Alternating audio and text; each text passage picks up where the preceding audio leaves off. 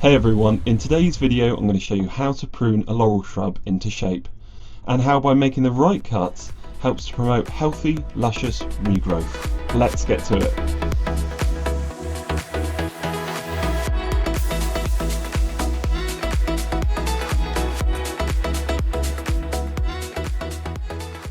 So this laurel shrub hasn't been properly pruned for a good 3 years. It's had the sides clipped back off the path but nothing major, and it's starting to get out of shape. Although this plant is in a dry, shady spot under a tree, it has still put on a lot of growth within that time. So today I'm going to give it a hard cut back to the main branches of the shrub to help strengthen up the structure and encourage it to thicken up and bush out. As you can see, I'm starting off by making my first cuts, removing the height from the shrub. This helps me get a better view for the overall shape I will be creating. You want to use a sharp pair of secateurs or loppers to do this job.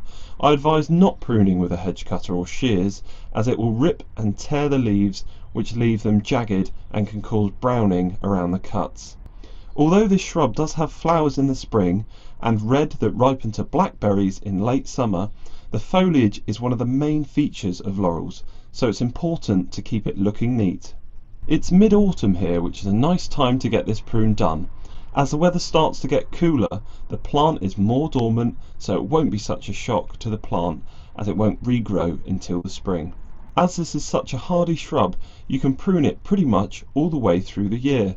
Just for the more heavy pruning, save it for the winter months.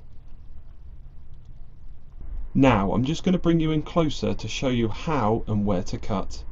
Take your pruners and put your blade against the section of the plant you want to keep. Don't be shy to where you cut back to, as laurels are extremely hardy and will bounce back even cutting into the hardwood. If you can, cut back to a leaf or branch. If not, then cut back to a node, which is a small bump on the wood that a new leaf will grow from.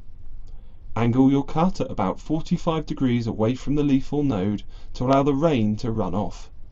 Make sure you cut close to the leaf or node so it heals over nicely and prevents dieback. You're going to want to slowly work your way around the shrub, sculpting the shape you wish to create, looking back at previous cuts to see if they line up, and standing back every so often to assess your work. If you make a mistake, these plants are really forgiving and it will always fill in with foliage over time. Here I've cut back to a leaf. It's a nice clean cut which is in line with the rest of the branches cut on this side of the shrub to help create that formal shape. And this is the leaf where the new growth will come from next year. On this example there isn't a leaf to cut back to, so I've cut it back to a node. Once again it's a 45-degree angle, so when the rain hits the top there it can run off rather than sitting and rotting that section of plant. Here you can see it's been cut back last year, and this is where I've just cut it back to now. I wouldn't recommend leaving it in that forked manner, as there are two wounds. I would cut it back to the leaf, node, or in this case the branch before, so it's just one single cut to heal. When pruning, not only are you cutting back to the size of the shrub you want to create, you're also cutting back to the directional growth of the plant you want. For instance, cutting back to here is going to cause it to grow upwards, as the majority of the growth energy goes to the tips of the plant, which can fill in the gap above. Whereas here there is a branch above, so I want to encourage outward growth, so cutting back to a leaf growing in the outwards direction. The general rule of thumb is to cut back to and encourage outward growth, as this gives the healthiest, thickest leaf coverage. Outward growth creates leaves that are healthier because they get more light and are not congested. They are stronger because they have more space to grow thicker branches, and a thicker leaf coverage as there is more room for leaves to grow without crossing or interfering other leaves or branches that may be blocking out sunlight and causing shadows. I say in my videos to cut with your blade against the part of the plant you want to keep, as if you cut the other way around, the anvil part of the pruner can crush the branch, which when you are close to leaves or nodes can damage them. When it comes to making the top cut, you can reduce the height dramatically and it will shoot back from the bare wood. You can come right down to a leaf here, or even as far down to the bare wood as you would like, as it is such a resilient plant. I've taken laurels down to bare stumps on many occasions, and it shoots back with vengeance, putting on lots of healthy leafy shoots. This type of prune is sometimes called rejuvenation pruning, which is best done in the winter months. Here is the laurel shrub before and after the prune. 5 months on,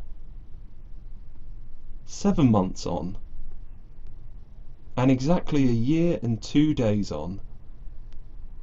By making sharp, clean, directional cuts at the right angle, you can encourage leafy growth and create a fuller, healthier shrub. Be the artist in your garden and shape the living sculptures. If you haven't already watched the previous video where I prune a large laurel hedge, make sure you go and check that one out, as there's a lot of other pruning information on there which may be relevant to your laurel plant. Also stay tuned, as I'll be revisiting that hedge very soon.